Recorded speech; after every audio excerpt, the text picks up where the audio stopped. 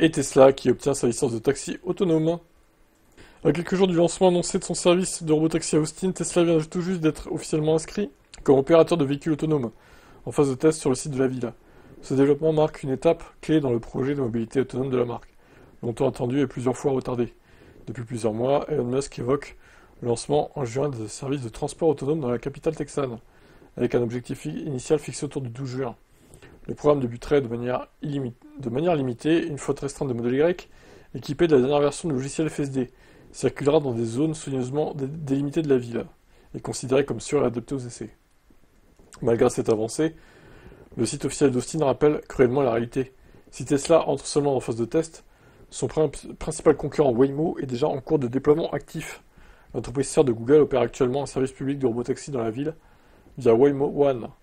Ouais, alors, Waymo, on en a parlé sur Electib, hein, ils se font cramer leurs véhicules dans les émeutes pour bloquer les routes. Les gens les appellent, ils les commandent, et à Los Angeles, ils les crament, en fait, dès qu'ils arrivent. Donc, à voir si... Bon, vu que c'est en phase de test, je pense que personne pourra commander un modèle Y autonome, hein, de toute façon.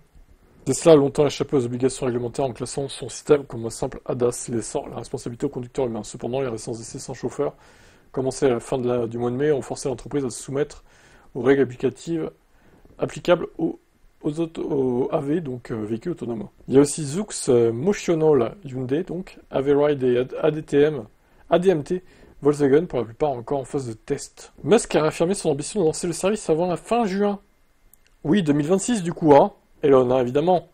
La reconnaissance officielle par la ville d'Austin est un pas important, mais la route vers le déploiement commercial reste encore à franchir. Mais fin juin, mais c'est dans deux semaines à peine. Fin juin, mais qu'est-ce qu'il raconte? Ça va pas bien, hein. Et je sais pas, on dirait que des fois il a pas tous les fils qui se touchent, quoi. Enfin, pourtant, je veux bien croire qu'il a un QI hors norme, hein, mais... Ou alors, je sais pas. C'est un génie incompris, peut-être. Du coup, faut arrêter de nous mentir sur les dates, Elon, maintenant. Commence à comprendre que à chaque fois, t'exagères les dates, quoi. Reste un peu sérieux, quoi. Dans tes estimations, merde. Est-ce que c'est trop demandé?